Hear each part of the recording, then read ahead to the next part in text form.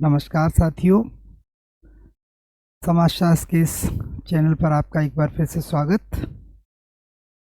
उम्मीद है आप सब अच्छे होंगे और आप सब लोग जो है तैयारी में जुट गए होंगे। फ्रेंड्स, आज थोड़ा सा पढ़ाई से हटके कुछ बातें करनी है आपके साथ। जैसे आप में से बहुत सारे लोग ये सोच रहे होंगे कि आखिर ये चैनल शुरू करने की ज़रूरत क्या पड़ी और ये समाजशास्त्र का चैनल, इसके पीछे क्या उद्देश्य है। तो मैं इस पर थोड़ा सा अपना मत बताना चाहता हूँ आपको कि ज़्यादा बोर नहीं करूँगा, संक्षेप में थोड़ी अपनी कहानी बताता हूँ। थोड़ा सा संघर्ष जो मैंने किया था।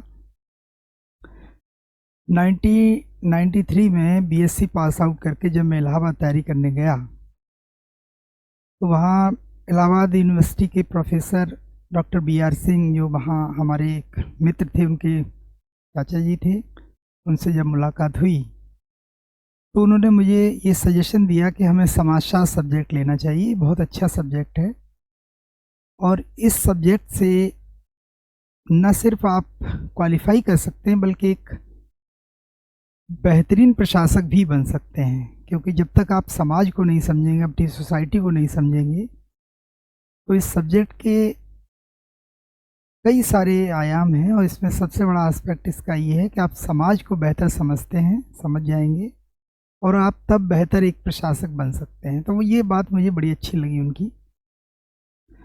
और मेरे लिए तो सारे सब्जेक्ट नए थे, तो हमने समाजशास्त्र लेना स्वीकार कर लिया और उन्हीं के सानिध्य में हमने तैयारी शुरू की।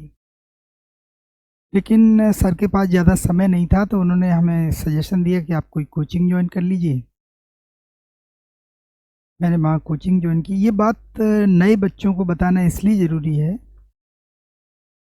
कि बच्चे जब घर से निकलते हैं बाहर तैयारी करने के लिए, दिल्ली, इलाहाबाद, इस समय जो पूर्वांचल के हैं उन लोगों के इलाहाबाद एक सेंटर है और आगरा से जो इस तरफ हैं नॉर्थ में, वो दिल्ली की तरफ जाते हैं। मैं मैनपुरी से था, तो इसलिए मैं इलाहाबाद गया। तो वहाँ जो कोचिंग मैंने की, घर वालों का उत्तरदायित्व होता है कि आप पैसे मांगते हैं कि हमें कोचिंग के लिए पैसे चाहिए, तो घर वाले पैसे दे देते हैं। इससे ज़्यादा वो कुछ नहीं कर सकते। वो अपने लड़के के साथ हमेशा रहते हैं, लेकिन बाकी काम आपको खुद ही करना है। हमने कोचिंग की, तो कोचिंग कुछ समझ में आया, कुछ नहीं आया पहली बार में। लेकिन एक घटना ने मुझे बड़ा प्रभावित किया कि वहाँ पर एक कोचिंग में एक प्रोफेसर थे, नाम नहीं लूँगा मैं किसी का। वो बड़ी डैशिंग पर्सनालिटी, बहुत अच्छे, मतलब उनका व्यक्तित्व मुझे बहुत पसंद आया। जनरल स्टडी में वो इंडियन पॉलिटी पढ़ाते थे, लेकिन ओवरऑल काफ़ी ज्ञान था। तो उन्होंने जो, मैं पहली बार कोचिंग कर रहा था, उन्होंने मुझसे एक बात कहा कि ये जो मैं पढ़ा रहा हूँ इससे बाहर कुछ नहीं जाएगा। आप मेरे पढ़ाए हुए वाक्य को नोट्स बना लीजिए, लिख लीजिए, इस कॉपी में जो आप लिख लेंगे इससे बाहर कुछ नहीं जाएगा। मैं इनोसेंट था, पहली बार कोचिंग कर रहा था। मैंने उन पर पूरा विश्वास करके और नोट्स बनाए, जो वो शब्द से लिख के और उनसे चेक कराता था, मुझे रिमार्क देते थे। वो कॉपी अभी भी है मेरे पास और उसमें लिखते थे आपका प्रयास सराहनीय है, उत्साहवर्धक है, अपना उत्साह बनाए रखिए, इस तरह के कमेंट दिया करते थे। और बहुत अच्छा, वेरी गुड, इस तरीके से मैं उनको लगातार चेक कराता रहता था। उसमें जो भी बताते थे किस किताब से पढ़ना है, कैसे, और फिर वो अपने नोट्स को प्राथमिकता देते थे, इससे बाहर नहीं जाए। तो पूरे विश्वास के साथ उनके नोट्स हम लोगों ने तैयार किए जनरल स्टडी में। और जब मैं पहली बार मैंने परीक्षा दी, तो उनके पढ़ाए हुए नोट से कोई भी प्रश्न नहीं आया। ये मेरे लिए इतना ज़्यादा दुखद था कि ये बात आज पहली बार मैं ये बात कह रहा हूँ।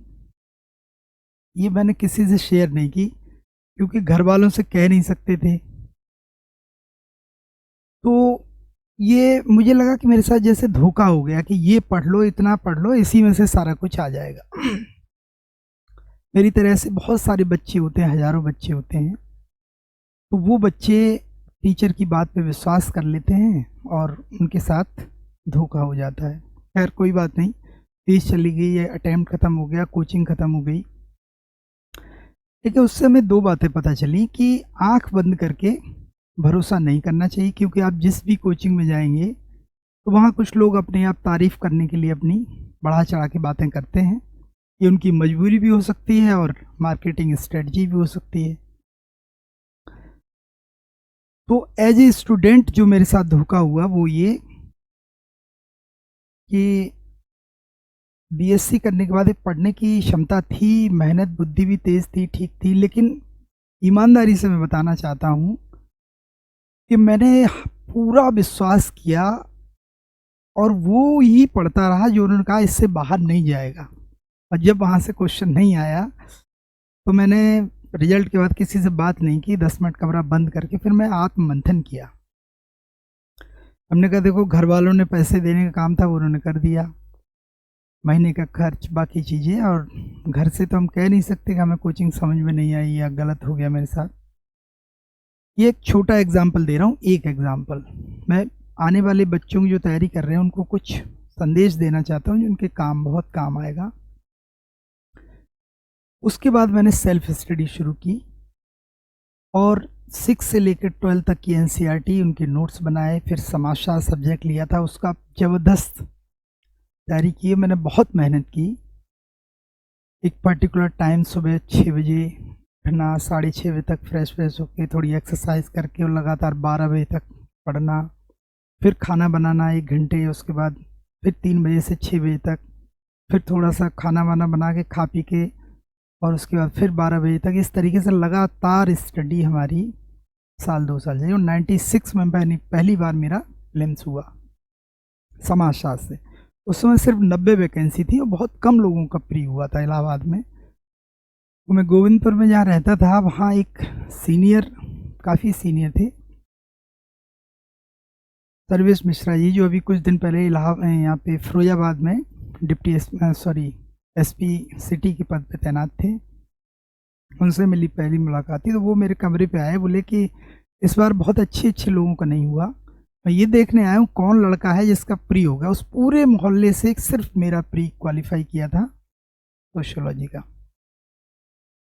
तो मुलाकात हुई, उनसे जान पहचान हुई, तो उन्होंने कहा इस समय बहुत अच्छे लोग जिनका प्री नहीं हुआ है और आपका हुआ, तो यही मौका है, इसको फाइनल सिलेक्शन तक ले जाइए और मेहनत कीजिए। उन्होंने हमें शुभकामनाएं दी और हमें मोटिवेट किया। लग गया। उस समय क्या होता था कि मेरी गलती एक ये हो गई कि मैंने प्री में समाजशास्त्र लिया और मेंस में किसी ने हमें सजेशन दिया कि आप एंथ्रोपोलॉजी और पब्लिक एडमिनिस्ट्रेशन ले लीजिए। एंथ्रोपोलॉजी सोशियोलॉजी की ट्विन सिस्टर मानी जाती है, मिलती-जुलती है, और मेंस में आप एंथ्रोपोलॉजी और पब्लिक एडमिनिस्ट्रेशन। यहाँ एक सबसे बड़ी मिस्टेक जो बच्चों को नहीं करनी चाहिए थी या जिसने सलाह दी, 3 सब्जेक्ट पढ़ना कठिन काम होता है और वो माय मिस्टेक।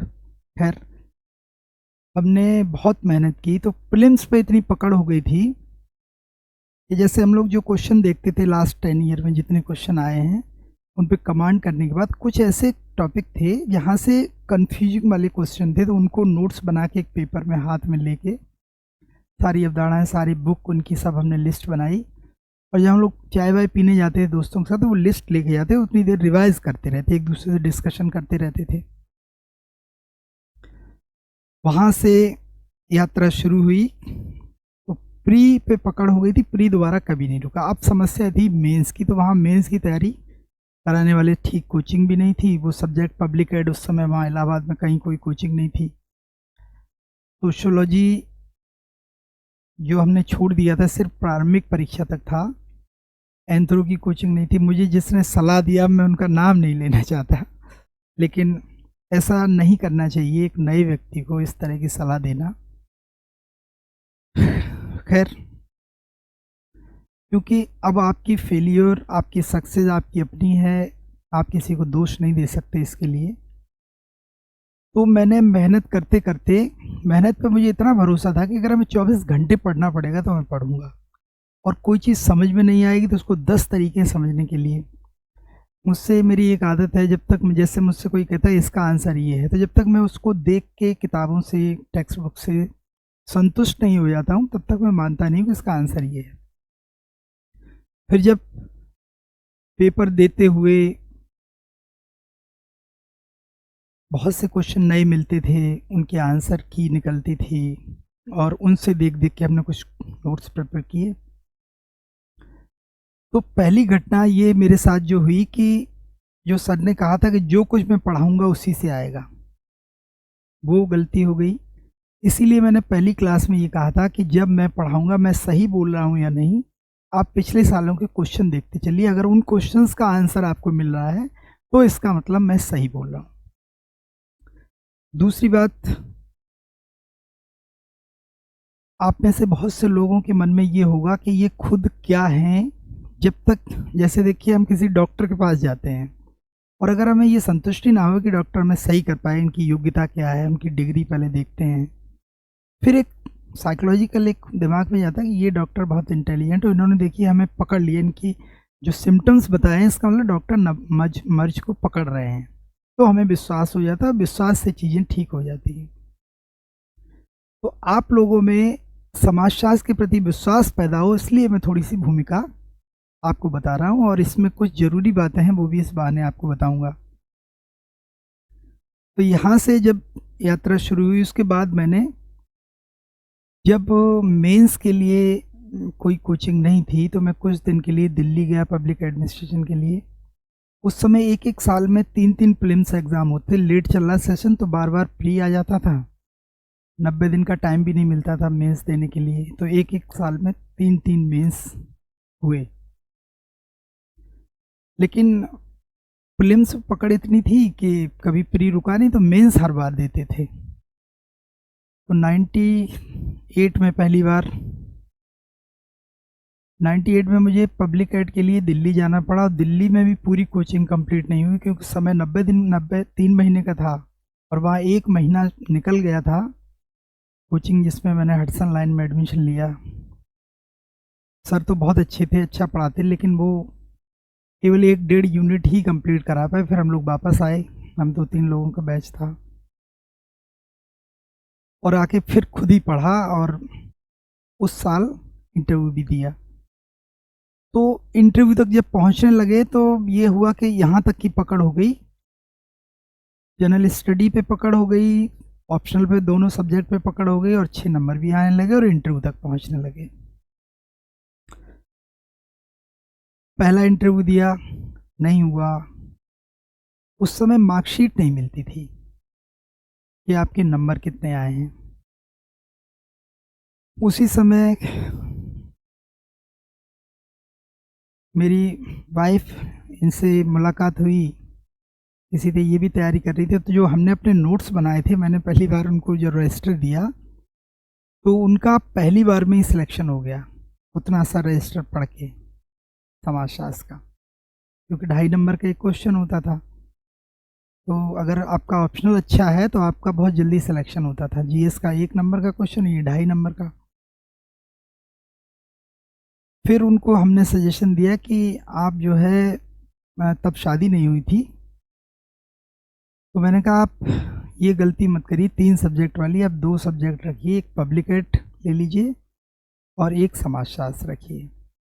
तो उन्होंने पब्लिक एड लिया, और पब्लिक एड मैंने कहा मेरे पास जो भी है मैं उसकी हेल्प करूँगा, और एक वहाँ तब तक एक कोचिंग खुल गई थी, अब मुझे कोचिंग की ज़रूरत नहीं, तो मैंने कहा आप उसे ज्वाइन कर लीजिए और मैं आपको गेस करके बताऊँगा ये क्वेश्चन आ सकते हैं।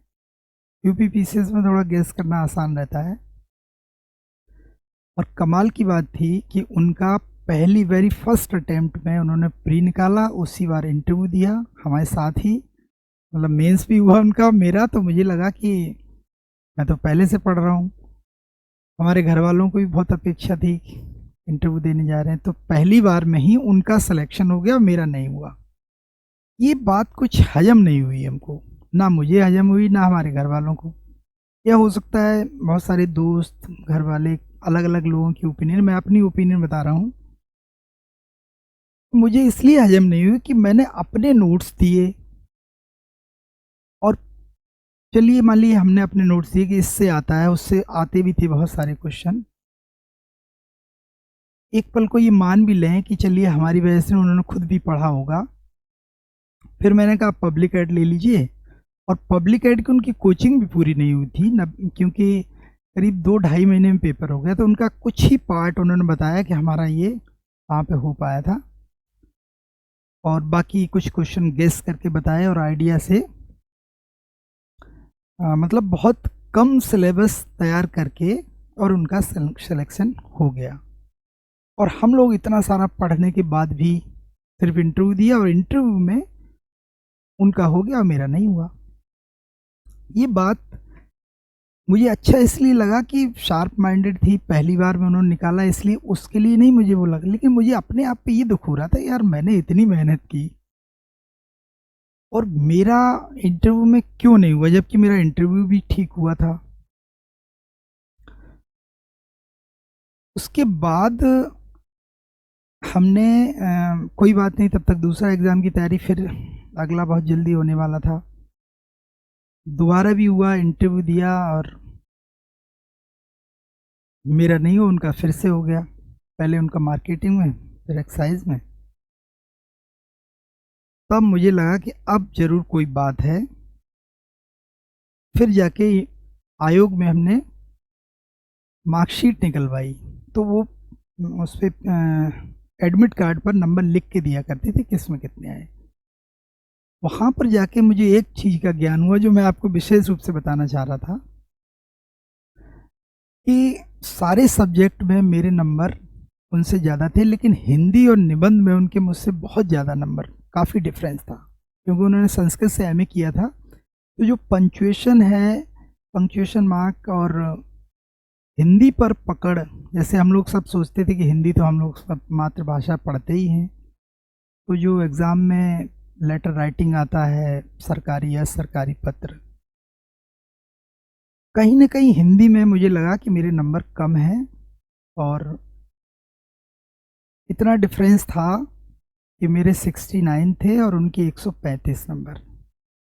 इसी तरह से निबंध में भी। तो जो पंक्चुएशन की गलती मैंने देखी, फिर मुझे ये लगा कि ये बात तो किसी ने बताया ही नहीं कि सिलेक्शन के लिए हिंदी और निबंध भी, किताब भी कोई ऐसी नहीं थी, पढ़ना पड़ेगा। खैर, यहाँ से मुझे ये पता चला कि हिंदी और निबंध का बहुत महत्वपूर्ण रोल है आपके सिलेक्शन में। लेकिन मेरी एक आदत है, मैं कभी हार नहीं मानता हूँ, और ना कभी ये मानता हूँ कि मेरा दिमाग कमज़ोर है या मैं मेहनती नहीं हूँ। मुझे कभी भी ये लगा नहीं। दूसरी एक चीज़ और थी कि मैंने कभी भी गरीबी नहीं देखी। मेरे मम्मी पापा, मेरी माँ टीचर थी, मेरे पिताजी सरकारी विभाग में थे। मेरी परवरिश जो बचपन से हुई बड़े लाड़ प्यार से, तो हमने कभी गरीबी नहीं देखी, और ना ही कभी ऐसा मेरे सामने मौका आया कि मैं ये महसूस करूँ कि मेरे अभाव है किसी चीज़ का। कभी कोई अभाव नहीं रहा।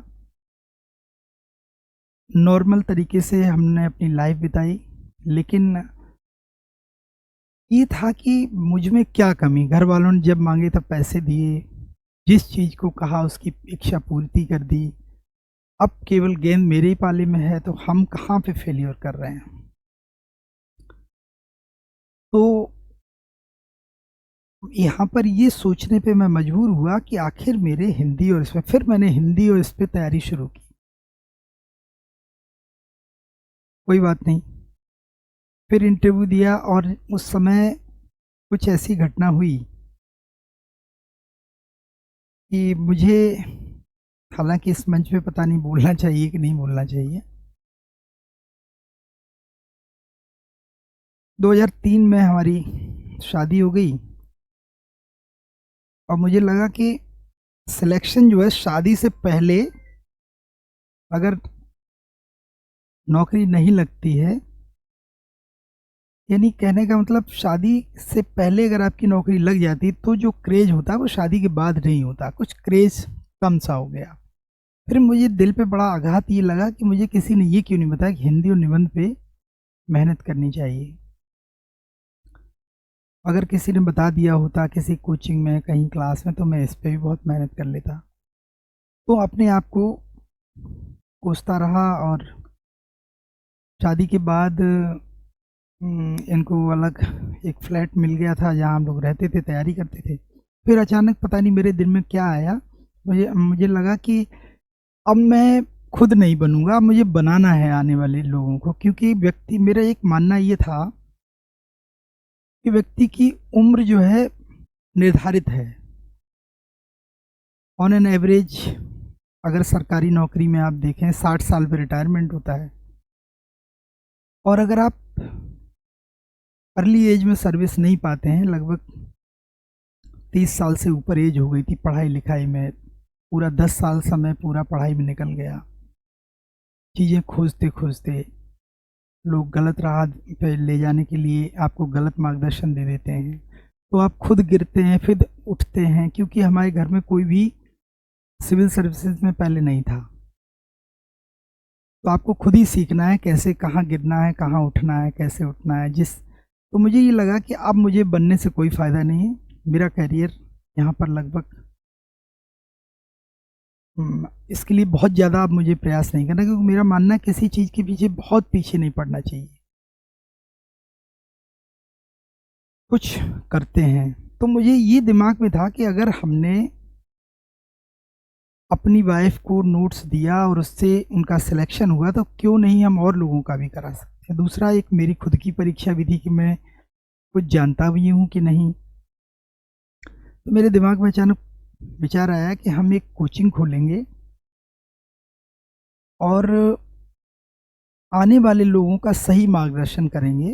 अपने जीवन में ज़्यादा से ज़्यादा लोगों का सिलेक्शन हमें कराना था। मुझे लगा कि नहीं तो मैंने अपना समय बहुत बर्बाद कर दिया और मैं गिल्ट फ़ील करूँगा, तो मैंने आगरा में एक कोचिंग सेंटर फॉर एम्बिशन नाम कोचिंग खोली। हमको कई लोगों ने कहा, हमारी वाइफ़ ने कहा कि 1 साल और रुक जाइए, आप इंटरव्यू तक पहुँच रहे हैं, 1 साल और वेट कर लीजिए। तभी वहाँ पर स्केलिंग सिस्टम के लिए संघर्ष शुरू हो गया स्टूडेंट का, बंद हो गया आयोग, वैकेंसी नहीं निकली, तो बड़ा फ्रस्ट्रेशन वाला दौर था। मुझे खाली समय बर्बाद करने में अच्छा नहीं लगता बिल्कुल। तो हमने कहा अब जो मेरे करियर में लिखा था, हो गया, हमने कोशिश की, अब हम कोचिंग खोलेंगे और आने वाले बच्चों को सही मार्गदर्शन देंगे। तो सबसे पहले हमने अपनी कोचिंग में ये बताना शुरू किया स्टूडेंट्स को कि आपका सिलेक्शन हिंदी और निबंध की वजह से होगा। इसको भी साथ-साथ पढ़ने की ज़रूरत है, क्योंकि हर एक कोचिंग में जो ऑप्शनल सब्जेक्ट होता है, जनरल हिस्ट्री, इसको बच्चे बहुत पढ़ते हैं मन से, पूरी प्लान करके। उसमें एक सीमा से ज़्यादा नंबर नहीं ला सकते, लेकिन अगर आप हिंदी और निबंध को पढ़ते हैं, तो इसमें स्केलिंग नहीं होती, आपका मेरिट में काफ़ी ऊपर आपका स्थान आ सकता है। तो जिन बच्चों के हिंदी और निबंध में नंबर अच्छे होंगे, वो एसडीएम बनते हैं, बाकी लोग नीचे की पायदान पर रह जाते हैं। अगर आपका बाकी चीज़ों में ठीक है, तो कुल मिलाकर ये कोचिंग खोली और ये 2004 में, चूँकि 3 में शादी हुई थी, फिर आगरा शिफ्ट हुए और उसके बाद में हमने इस कोचिंग से इतने बच्चों का सिलेक्शन कराया। हमारा पहला जो रिज़ल्ट निकला था यहाँ कोचिंग का, तो उसमें एक पेपर में एक हेडिंग निकली थी, वो मैं कभी दिखाऊँगा आपको, कि 20 में से 17 युवा पीसीएस में सिलेक्शन, आगरा में मिला ख्वाबों को आकार। ये अमर उजाला की हेडिंग थी, 1 अप्रैल 2004 की शायद। तो मुझे एक संतुष्टि मिली कि नहीं, हमारे मार्गदर्शन में इतने बच्चों का भला हुआ और हमने उनका सही मार्गदर्शन किया। उन बच्चों को जो लोग मिसगाइड करते हैं, वो कम से कम हम मिसगाइड नहीं करेंगे। और एक ये प्लस पॉइंट था कि हम खुद कंपटीशन की तैयारी करें तो हम बेहतर मार्गदर्शन कर सकते हैं। यहाँ के बाद कोचिंग आगे बढ़ती रही, हज़ारों बच्चों का सिलेक्शन हुआ। उसके बाद चलते-चलते हमने एक पीजीटी का एग्ज़ाम दिया था। वो भी घटना क्या थी कि मेरा नेट और पीजीटी के बारे में थोड़ा-सा बताता हूँ। मैंने एंथ्रोपोलॉजी, एमएससी एंथ्रोपोलॉजी से इलाहाबाद यूनिवर्सिटी से जब की, तो उस समय एक ऐड निकला था कि नेट का एग्ज़ाम साल में 2 बार होता है। मैंने कभी उस दिशा में देखा ही नहीं। सिर्फ पीसीएस को टारगेट किया था। तो हमने फॉर्म भरा और फॉर्म भरने के बाद उस परीक्षा की डेट आ गई, जून का महीना था और 2001 एंथ्रोपोलॉजी से पहले फॉर्म डाल दिया था। तो ऐसे ही हम लोग सुबह बैठे हुए थे, तो हमने कहा यार ये क्या होता है नेट में, इसका एग्ज़ाम पेपर कैसे, क्या पैटर्न है, कुछ पता नहीं था। उस समय मार्केट में कोई पेपर नहीं आता था इसका अनसॉल्व वगैरह। आज तो बहुत सारे मिल जाएंगे आपको, इसका पैटर्न नहीं मालूम था। तो मैं इलाहाबाद यूनिवर्सिटी में किसी ने बताया वहाँ की लाइब्रेरी में आपको इसका पेपर मिल जाएगा। तो मैं चूँकि वहाँ पढ़ता ही था, मैं लाइब्रेरी गया और हमने निकाल के देखा, तो मुझे लगा अरे ये तो बड़ा आसान है एंथ्रोपोलॉजी का। उसका उसमें पहले क्वेश्चन लिखा रहता है, उतनी जगह छूटी रहती थी कि आपको इतने बीच में इतने शब्दों में आंसर देना है, 100 शब्दों में, 50 में, 25 में, इस तरीके से स्पेस रहता था, उसी में आपको फ्रेमवर्क में आंसर देना है। तो मुझे लगा अच्छा ठीक है। ये बात मैंने सिर्फ एक दिन पहले देखी और अगले दिन पेपर था। मैं एग्ज़ाम देने गया और मेरा बहुत अच्छा हुआ और नेट क्वालिफाई हो गया। मुझे लगा इसमें ऐसा कुछ पूछा ही नहीं जो मुझे नहीं आता है। फिर मुझे लगा कि सोशियोलॉजी से हमने जो पीजी किया था उससे भी नेट क्वालिफाई कर लेते हैं, उससे भी नेट क्वालिफाई हो गया। नेट क्वालिफाई करने में 1 सेकंड का भी मुझे ये नहीं लगा कि हमें कुछ एक्स्ट्रा पढ़ना है।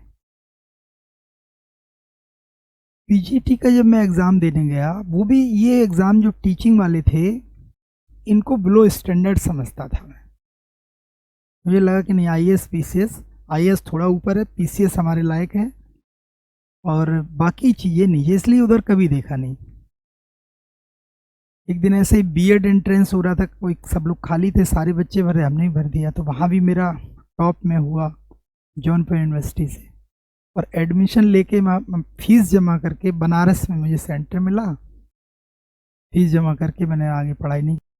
पीजीटी का एक एग्ज़ाम ये हुआ कि ये बिना बीएड किए भी दे सकते हैं, क्योंकि लोक सेवा आयोग से जो निकलता था उसके लिए बीएड जरूरी है, और जो माध्यमिक शिक्षा सेवा आयोग से जगह निकलती थी, माध्यमिक शिक्षा सेवा चयन बोर्ड से, उसके लिए बीएड आवश्यक नहीं था।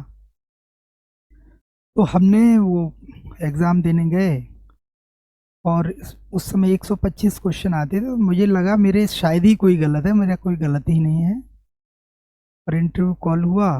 जब मैं इंटरव्यू देने गया तो उन्होंने जिस तरह से मुझसे पूछा क्या करते हैं, तो उन्होंने बताया, मैंने ये ऐसे, तो बड़े इम्प्रेस हुए। और अल्टीमेटली वहाँ इंटरव्यू होके फिर हम आगरा में कोचिंग खोलने की तैयारी करके आगरा आ गए। रिजल्ट नहीं आया था। 1 साल करीब कोचिंग चलने के बाद रिजल्ट काफ़ी देर से आया और पता चला कि मेरा वहाँ सिलेक्शन हो गया है। तो पहले सिलेक्शन मेरा गोरखपुर के लिए किसी कॉलेज में हो गया, तो मैं वहाँ गया नहीं, मैं कोचिंग बहुत अच्छी चल रही थी। बाद में 1 से 1 साल बाद करीब किसी ने, हमारे मित्र ने बताया कि फिरोजाबाद में एक वैकेंसी खाली है, आप यहाँ ज्वाइन कर लीजिए। तो मैंने 2005 में एज ए लेक्चरर ज्वाइन कर लिया। फिर चूँकि सरकारी नौकरी में, तो कोचिंग अपने भाई के लिए ट्रांसफ़र करके मैं फिर उधर चला गया, ये फील्ड छोड़ दिया। तो हमारे जितने स्टूडेंट थे जिनको हमने पढ़ाया था, लगभग सब सेलेक्ट हो गए। कोई ऐसा नहीं हुआ जिसे हमने पढ़ाया हो उसका सिलेक्शन ना हुआ हो। मेरा पढ़ाने का जो तरीका, या मैं ये नहीं मानता कि मैं बहुत अच्छा टीचर हूँ, लेकिन मैं ये ज़रूर मानता हूँ कि मैं बच्चे को ईमानदारी से उससे मेहनत करवा सकता हूँ, उसको सही मार्गदर्शन देके। ये मेरा प्लस पॉइंट था। तो किसी भी बच्चे को अगर सही मार्गदर्शन मिल जाए, मेहनत तो वो स्वयं कर लेगा, लेकिन आप उसे मिसगाइड मत कीजिए। ईमानदारी से मैंने कोशिश की, और आज जितने स्टूडेंट हमारे हैं सब मेरा रिगार्ड करते हैं। उनमें बहुत से लोगों ने मुझे फ़ोन करके कहा, सर आप पढ़ाना मत छोड़िए। अब मेरे अंदर थोड़ा सा ये हुआ कि मैं अपनी नॉलेज को कहाँ ले जाऊँ, वहाँ भी समय देना पड़ रहा था।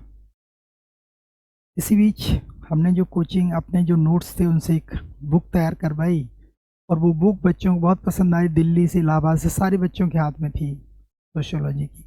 तो मुझे लगा मेरी मेहनत जो है काम आ रही, बच्चे देखते हैं उसको और कहते हैं सर इससे, इसी से आया, इससे सारे क्वेश्चन, कोई बाहर नहीं आया।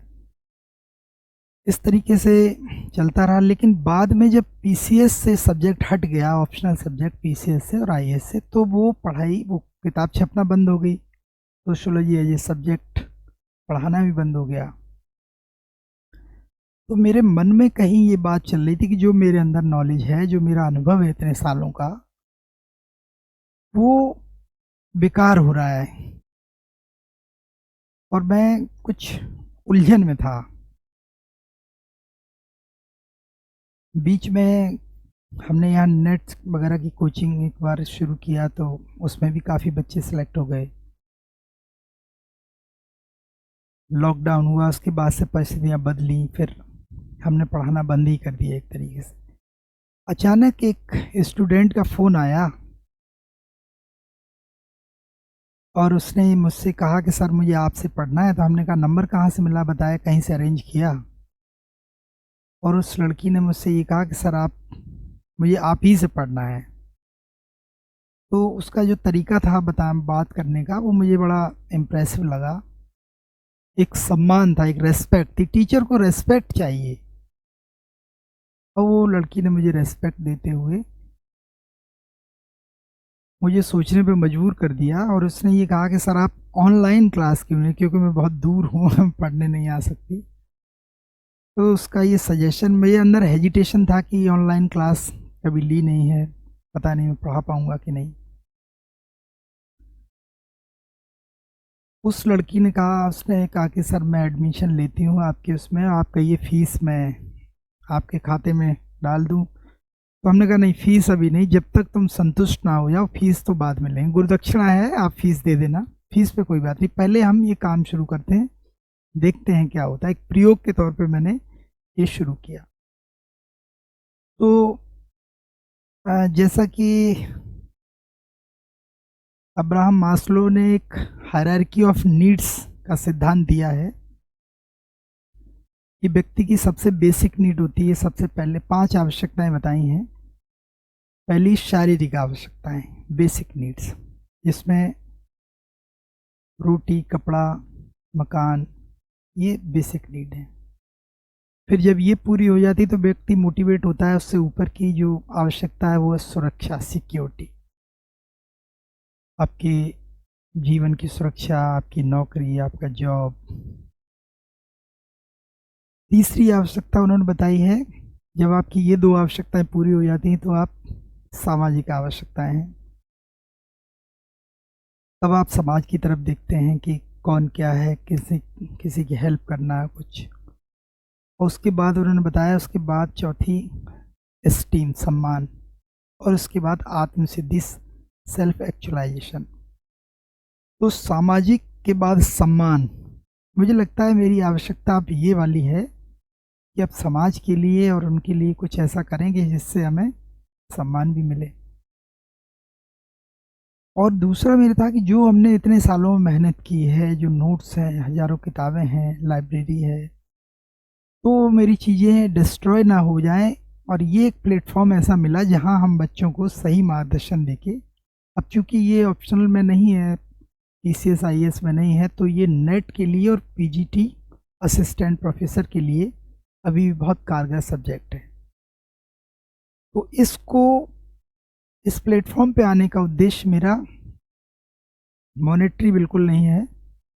मतलब इसका प्राथमिक उद्देश्य पैसे के लिए मैं नहीं आया हूँ, ना ही पैसा कमाना मेरा प्राथमिक उद्देश्य है। इसका उद्देश्य है कि जो मैं जानता हूँ वो आप लोगों तक पहुँचाऊँ, जो मेरे पास है वो आप तक पहुँचाऊँ। इससे जो लोग सफल होंगे तो मुझे बड़ी संतुष्टि होगी। तो ये सेल्फ सैटिस्फैक्शन के लिए मैं वास्तव में ये कोचिंग मैंने शुरू की। बहुत सी बातें हैं कहने के लिए, लेकिन ये चूँकि कई लोगों के विचार होगा कि मार्केट है, पैसे की भूख है लोगों में, शायद इसलिए आए होंगे, तो मैं ये क्लियर कर दूं कि मैं सेल्फ सेटिस्फेक्शन के लिए और लोगों का सही मार्गदर्शन करने के लिए। बहुत सारे चैनल हमने देखे, तो मुझे जब खुद संतुष्टि नहीं मिली तो मुझे लगा कि कहीं न कहीं लैक है और बच्चों को सही जानकारी देनी चाहिए। ये मेरा उद्देश्य था कोचिंग खोलने का। फिर कभी बात होगी